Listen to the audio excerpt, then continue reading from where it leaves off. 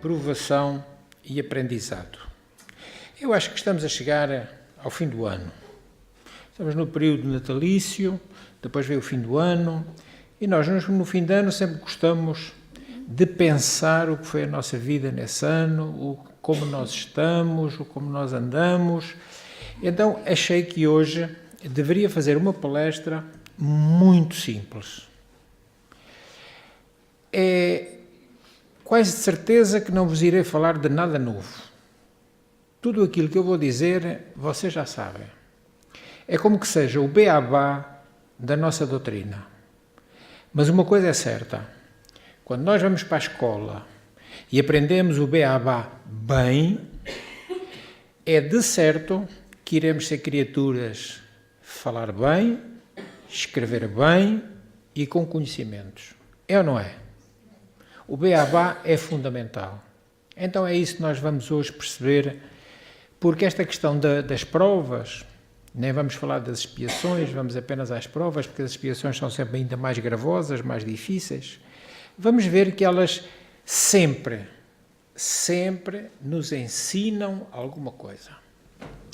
Então, quando a dor bate à nossa porta e enche de sombras a nossa vida, não nos admiremos se chorarmos ou até se nos desesperarmos. Ficamos abatidos. Olhamos à volta e ficamos até com inveja daqueles que neste mundo de Deus estão felizes. Aqueles que têm riquezas, os que aparentam não ter preocupações, os que têm uma saúde perfeita e também aqueles que têm famílias tranquilas. Nessas horas de provação, então nós lamentamos, como já dissemos, e às vezes até choramos. Só que raras vezes aproveitamos a ocasião para meditar e retirar aprendizado dessa dificuldade. Muitas vezes aqui na Terra as preocupações da vida material cegam-nos.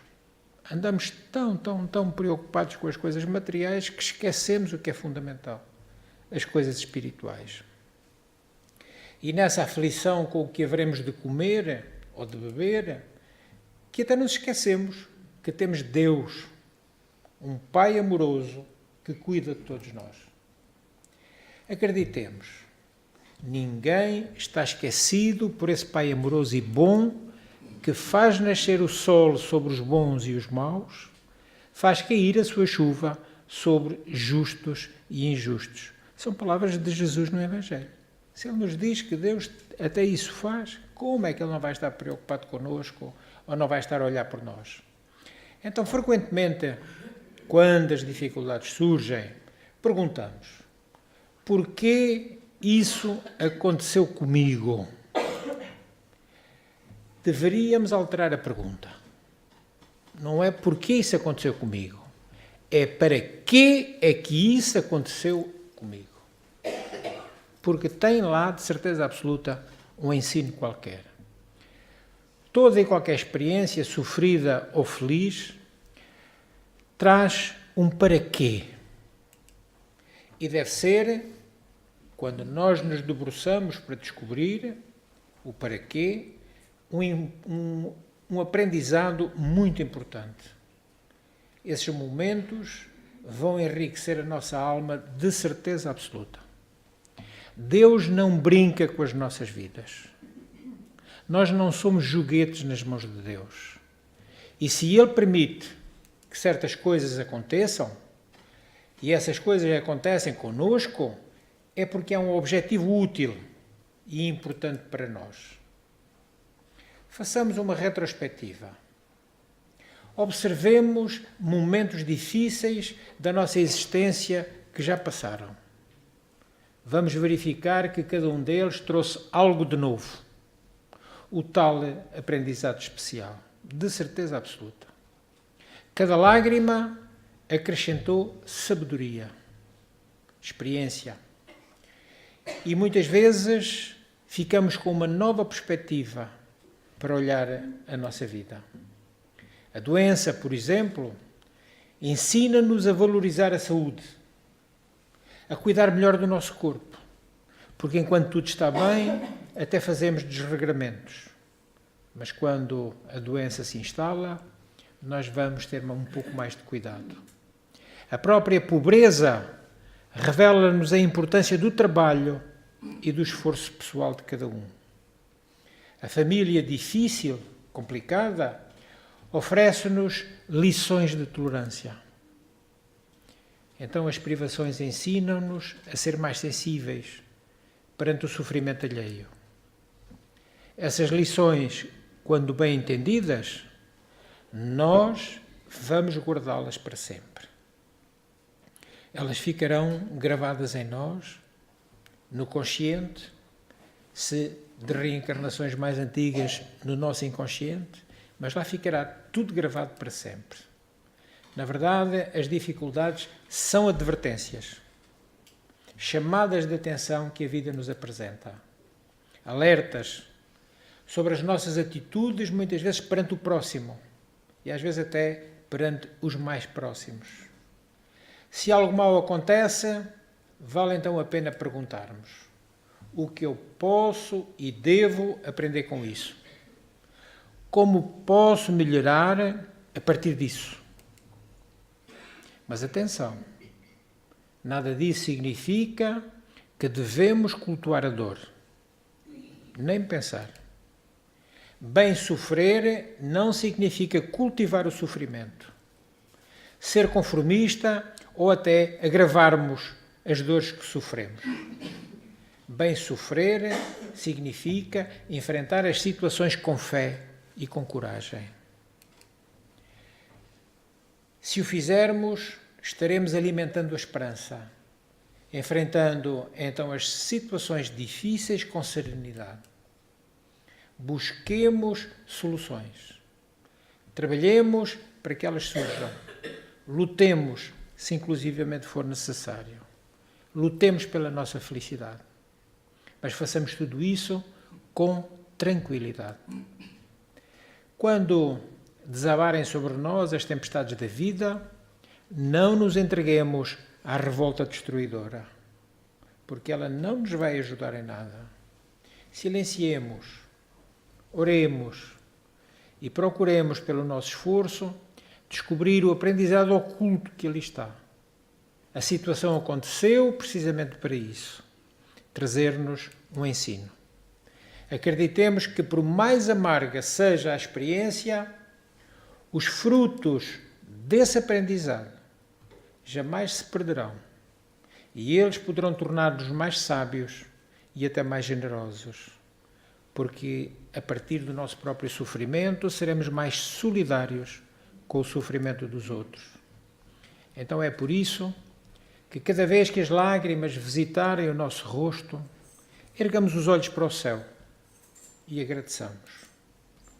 Nas nossas orações devemos pedir a Deus, não que Ele resolva as nossas coisas, mas que Ele nos dê a força, o ânimo, a vontade necessária para superar esse momento difícil. Que Deus nos dê a inspiração para encontrar as soluções. E Deus, que nos ama tanto, não deixará, de certeza absoluta, de atender na medida das nossas necessidades espirituais. Não deixará de atender o nosso pedido. Provavelmente, não como nós quereríamos, mas de certeza absoluta como é o melhor para nós. Quando o momento difícil passar, nada é para sempre, sentir-nos-emos bem melhores se não nos tivermos entregue ao desespero, nem nos tivermos revoltado.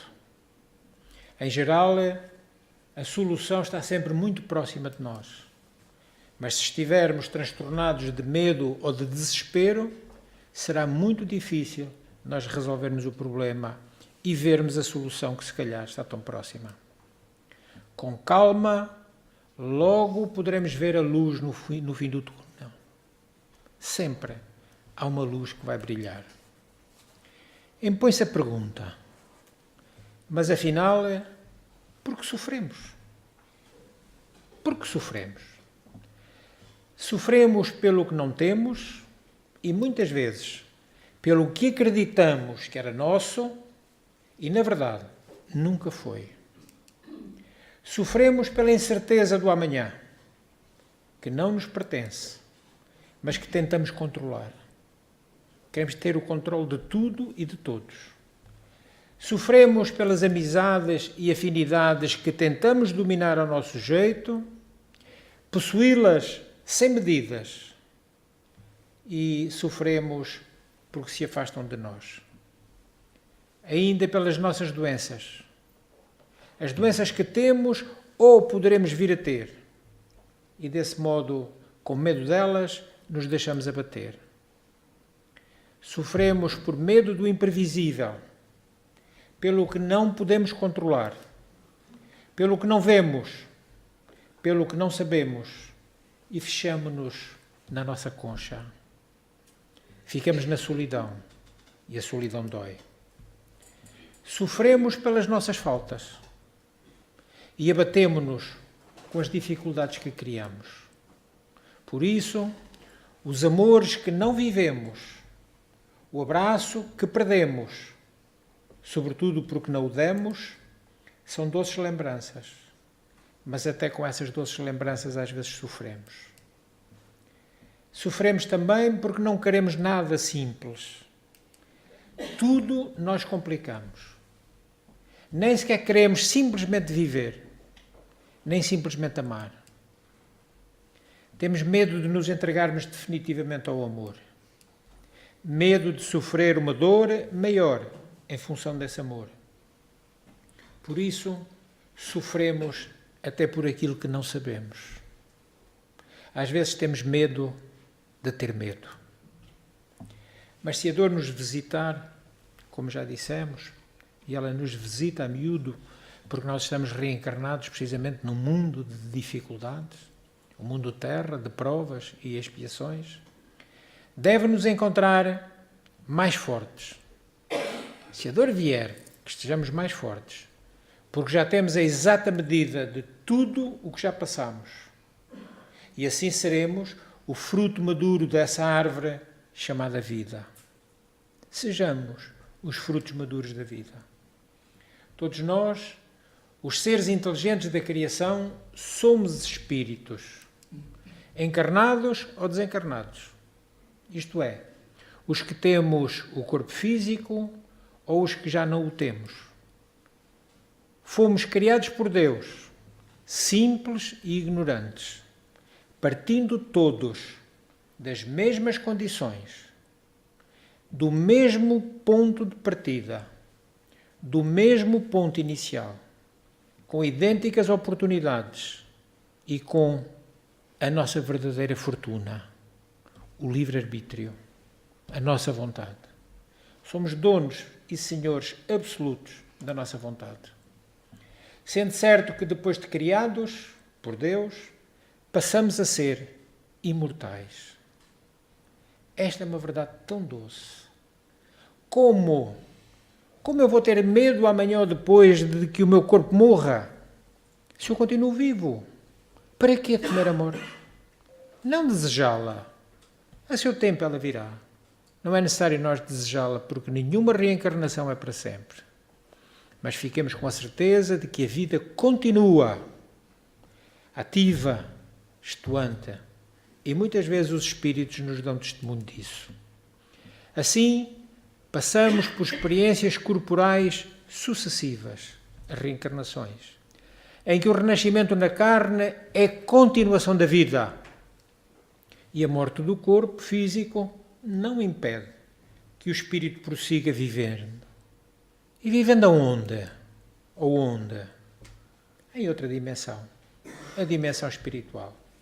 Razão pela qual não é difícil concluir que o espírito ou a alma tem a sua individualidade.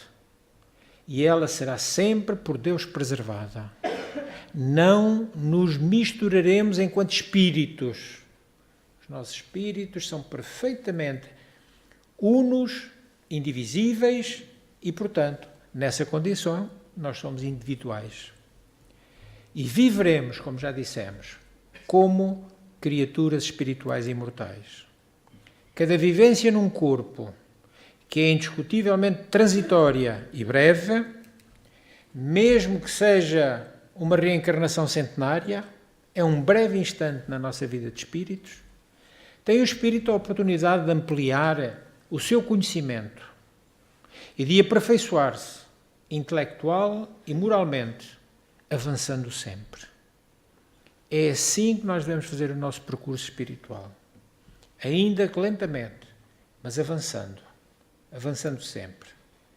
Para exemplificar, quando erramos e nos comprometemos, nós retornaremos à mesma situação para aprendermos a reparar o mal que fizemos. Não adianta tentarmos fugir das nossas responsabilidades. Elas são nossas. Elas acompanham-nos. Do mesmo jeito que se nós tivermos merecimentos de coisas boas, as coisas boas nos encontrarão. Porque é sempre em função do nosso merecimento. Nas nossas vidas não há coincidências. Nas nossas vidas há merecimento. São oportunidades únicas para que realmente nós possamos crescer. Se no erro, dificuldades para nos redimirmos. Se no acerto, a felicidade possível aqui neste mundo de Deus. O aprendizado na Terra, que é uma verdadeira escola e é onde todos nos encontramos matriculados. Para quê? Para muito nós aprendermos. Com tudo e com todos. A reparação, em função do quanto estamos dizendo e em função da nossa responsabilidade, a reparação é individual e pessoal. O mesmo é dizer, não se transfere para ninguém. Ninguém vai sofrer pelo meu mal feito. Ninguém vai ser mais feliz por aquilo que eu faço bem feito. Dor ou felicidade, ela virá ao encontro de quem é o responsável. Não podemos transferir. De modo que erros, males e equívocos cometidos anteriormente hão de ser corrigidos pela própria criatura que os praticou. Sem qualquer possibilidade, repetimos, de transferir esse compromisso. Eu não posso querer em nenhuma circunstância que a minha mulher, o meu marido, os meus filhos, os meus pais, os meus irmãos arquem com a responsabilidade espiritual das coisas que são minhas. Não podemos tentar, mas não vamos conseguir. Por isso, embora não pareça, tantas e tantas vezes, o sofrimento é uma forma de educação, uma forma de disciplinar e assim, com essa educação e essa disciplina, nos corrigimos. O sofrimento, por isso, faz parte da vida. E ele pode ser físico, o sofrimento, mas também pode ser moral. E aqui os espíritos alertam-nos. O sofrimento espiritual é muitíssimo mais doloroso do que o sofrimento físico. Podemos estar passando por uma doença terminal dolorosíssima, mas os espíritos dizem-nos que isso nada é, comparando com o sofrimento espiritual quando chegamos ao lado da vida e nos apercebemos dos nossos erros e dos nossos desencontros. Encarnados ou desencarnados, no corpo físico ou fora dele, portanto, fazemos parte da vida. E esta vida, nós ouvimos de vez em quando que temos muitas vidas, o que não é verdade. Nossa vida é única. Criados, como dissemos, simples e ignorantes, até lá adiante no tempo, espíritos puros, nossa vida é uma. Agora, com muitas existências, com muitas reencarnações, com muitas oportunidades. Mas a vida é única. Não obstante, como já dissemos, composta por várias existências, várias reencarnações. Com reflexão e, sobretudo, com a utilização dos ensinamentos da veneranda e consoladora abençoada doutrina espírita, entenderemos este mecanismo. E quando o entendermos, veremos que é a verdadeira alavanca de crescimento e de progresso, a que chamamos de sofrimento ou de dor, ficando facilitada a nossa convivência com eles. Então, verdadeiramente, a nossa doutrina é a doutrina do consolo, porque nos consola explicando as coisas assim tão simples, mostrando-nos onde está a nossa responsabilidade, mostrando-nos que essa responsabilidade é nossa. Somos nós que teremos que responder por ela. O nosso sofrimento pode ter origem em existências passadas, remotas até, ou não. Podem ser dificuldades, sofrimentos da presente reencarnação. Como é que poderemos distinguir isto? De um modo muito simples, pela lembrança. Se recordamos as causas do nosso sofrimento, é de agora. Se não recordamos, é do passado. Não sabemos o que foi, mas estamos passando por elas, Deus é justo, elas vieram ao encontro certo. E o encontro certo somos nós. Tudo está fortemente vinculado à sensibilidade de cada um. E se realmente formos mais sensíveis, às vezes temos melhor capacidade de entender as nossas dificuldades e perceber porque elas chegaram a nós. Variando, portanto, e muito esta sensibilidade de pessoa para pessoa. Não somos iguais. Deus não cria espíritos iguais. Lá no princípio, sim, na simplicidade e na ignorância. A partir do segundo dia da criação, começamos a ter diferenças entre nós. Cada um, em função da vontade, está fazendo o caminho como entende. Está indo por onde quer. Está convivendo com quem quer. Está fazendo o que lhe apetece. E é aí, nesta diversidade, que nós criamos as diferenças que existem entre nós. A reencarnação, então, é a verdadeira bênção da oportunidade que permite que reparemos, parcial ou integralmente, os nossos erros, os nossos males, os nossos equívocos. É muito curiosa esta questão. Paguemos parcial ou integralmente. Às vezes os nossos erros foram tão graves e o sofrimento seria tão atroz que Deus nos permite nós liquidarmos a dívida a pouco e pouco. Digamos a prestações. Pecamos no atacado e pagamos a prestações, como dizia Chico Xavier. Pagamos no retalho, a pouco e pouco, porque Deus é misericordioso. Então não nos admiremos que às vezes, em várias reencarnações sucessivas, nós continuemos com dificuldades, porque o erro lá atrás foi terrível. E nós podemos ter a certeza absoluta disto, de que coisas muito graves nós teremos feito. Basta compulsarmos a história universal. O que é que nós encontramos nos anais da história universal? O que é que nós encontramos como vivências da própria humanidade terrestre? Sobretudo nos 5.000 anos de história já gravados em livro. O que é que nós encontramos nestes 5.000 anos? Guerras consecutivas, assassínios em massa, escravidão, racismo, guerras santas, que de santo não tem nada. Isso não será responsabilidade nossa. Nós não estaríamos reencarnados nesses períodos. Estaríamos. Temos essa cota de responsabilidade. Por isso, hoje, as dificuldades que ainda estamos enfrentando. Então, sejam presentes ou sejam do passado, ajustemo-nos ou reajustemo-nos com as leis naturais, com as leis divinas, que, sendo perfeitas, justas, não sofrem alteração, valendo para todos os seres individualmente. As leis de Deus funcionam igualmente para todos nós. Não só agora, como lá atrás no tempo, como amanhã, no nosso futuro.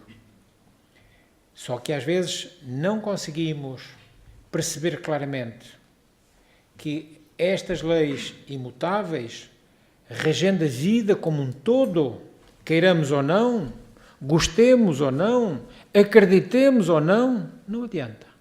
As leis de Deus funcionarão na mesma, independentemente da nossa vontade.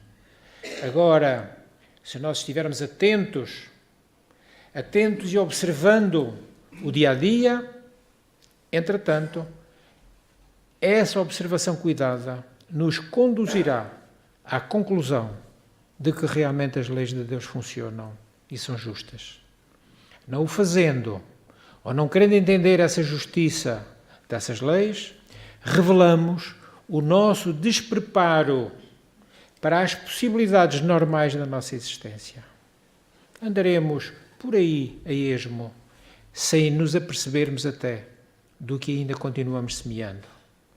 O ser humano, ainda que não se dê conta, é o único responsável pelo que lhe acontece. Logo, é o fazedor do seu próprio destino. Somos responsáveis pelo nosso amanhã. O nosso hoje é o resultado dos nossos ontens. O nosso amanhã vai ser resultado do nosso hoje e na continuação dos nossos ontem. Sendo certo que o futuro está nas mãos de cada um de nós. Uma vez que a cada um será dado de conformidade com a sua obra. Palavras de Jesus. Conforme semeares, colherás. Não tem uma certa lógica esta afirmativa. Vocês não acham que é justo realmente recebermos de acordo com o que semeamos? É a mais elementar norma de justiça. É o que fizermos que vai ditar a nossa colheita. Então é necessário e é urgente a atenção para os ensinos da vida que nos surgem a cada momento, a cada hora. E muitas vezes estes exemplos da própria vida desdobram-se no nosso dia-a-dia. Sobretudo, iremos aprender que nada se modificará se não modificarmos a nossa mentalidade e modificarmos os nossos comportamentos. Tudo continuará na mesma até nós querermos. Assim cabe-nos individualmente o dever de cumprir os nossos compromissos de qualquer espécie, com responsabilidade e, se possível, com esmero, fazendo o melhor que pudermos e soubermos. Fazendo a nossa parte e fazendo-a do melhor modo possível, qualquer que seja o campo da atividade humana, pois todos dependemos uns dos outros. Ninguém está vivendo sozinho. Ninguém. Ninguém tem essa capacidade de viver sozinho. Porque precisamos uns dos outros para nos equilibrarmos e é da harmonia das relações sociais, sem pretensões de querer consertar os outros ou endireitar o mundo, que nós iremos modificar-nos e assim evitar muito sofrimento. Sofrimento nós podemos considerá-lo como conhecimento e é atenuado pela força da nossa vontade, assim como pode ser sensivelmente diminuído e às vezes até mesmo eliminado pelo uso da nossa razão, da nossa inteligência. Antes de fazermos o que quer que seja, pensamos, com bom senso, será bom para mim? E se eu tiver dúvidas, sobretudo se for no relacionamento com os outros, interrogarmos-nos, se fosse ele a fazer-me a mim, eu gostava? Não, então não faças porque ele também não vai gostar. É neste exame, que deve ser contínuo e diante de tudo, que nós iremos utilizar a nossa inteligência dada por Deus para nós ultrapassarmos as fases mais complicadas do nosso viver.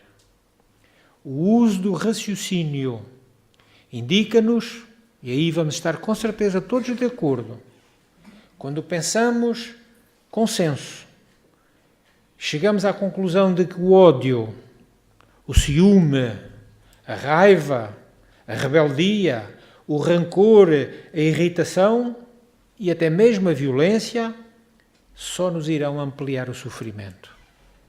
Porque criam desarmonia. E essa desarmonia é na nossa intimidade. Na intimidade de cada um. E com isso, no mínimo, essa desarmonia vai prejudicar a nossa saúde física.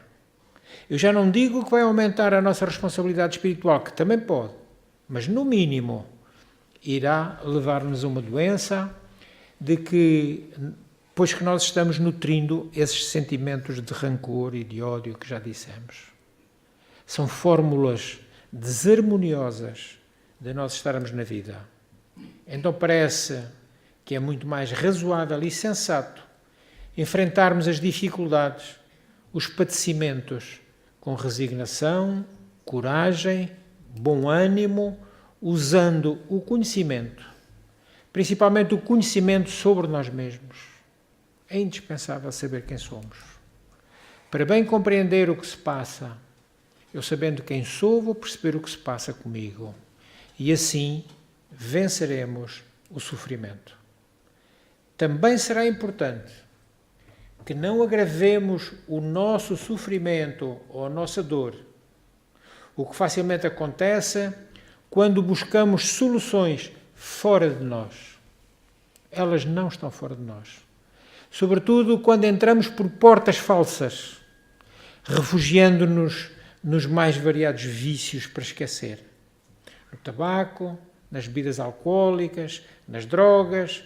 Inúmeras vezes elas, ou eles, os vícios, são os responsáveis pela condução do indivíduo à loucura e até, algumas vezes, ao suicídio. Na melhor das hipóteses, esses vícios também deixarão em nós graves consequências de saúde. Enfermidades que se instalam nos viciados, como nós sabemos, de que são exemplos, entre outras doenças, as doenças oncológicas, o infarto e outros males cardíacos, além de tantas e inúmeras doenças que vão corroendo a criatura física e moralmente. Então convém salientar, é indispensável salientar, há um antídoto para o sofrimento e a dor. Ele chama-se amor. Sem qualquer dúvida, o amor é a lei maior da vida. A ausência de amor a Deus, ao próximo ou a si mesmo produz insatisfação, desajuste, desequilíbrio, e tudo isso são fatores de doença. E, portanto, quando a doença se instala em função disso, nós sofremos. Concluindo, Joana de Ângeles, espírito, salienta. Vejam a lucidez de Joana. A vida é impossível sem o amor. O amor dinâmico, que induz a ação construtiva, que é responsável pelo próprio progresso. Acrescentando ainda ela, o bem anula o mal e as suas consequências. As ações meritórias fazem cessar o sofrimento. Quais ações? Que ações meritórias? O silêncio ante as ofensas, o perdão às agressões e o esquecimento do mal. Joana deixa-nos assim, deste modo lúcido, a solução para nós ultrapassarmos os momentos de dificuldade. Não nos esqueçamos. O segredo da vitória é deixarmos Deus ao controle. Confiemos nele. A provação vem não só para testar o nosso valor, mas para aumentá-lo. Lembremo-nos, o carvalho não é apenas testado, mas enrijecido pelas tempestades. Qualquer árvore, ela fica enrijecida pela tempestade. Não sei por quantas lutas irei passar, mas sei que não passarei sozinho. Deus está conosco. Em muitas ocasiões, a contrariedade amarga é um aviso benéfico e a doença é um recurso de salvação. Palavras de Emmanuel, também Ele Espírito. Não esqueçamos então que o mar calmo, o mar chão, não faz o bom marinheiro. O bom marinheiro é aquele que sabe enfrentar a tempestade em alto mar. Terminamos com o ensino máximo de Jesus. Jesus de Nazaré, o Cristo, que breve iremos celebrar mais um aniversário do seu nascimento. Ele é modelo e guia da humanidade, nosso mestre, nosso amigo de todas as horas. E ele verbalizou numa frase célebre, concisa e absolutamente perfeita, aconselhando todos nós. Amemos a Deus sobre todas as coisas e ao próximo como a nós mesmos. Expressão máxima do amor. E o amor nos redimirá. Pela vossa atenção, muito obrigado.